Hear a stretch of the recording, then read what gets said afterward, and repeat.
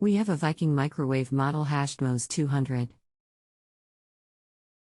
The digital display is getting so dim that we can barely read it. What can we do? Unfortunately, if the display has gone dim, there is nothing you can do but replace the entire display board because the capacitors are going out of range on the board.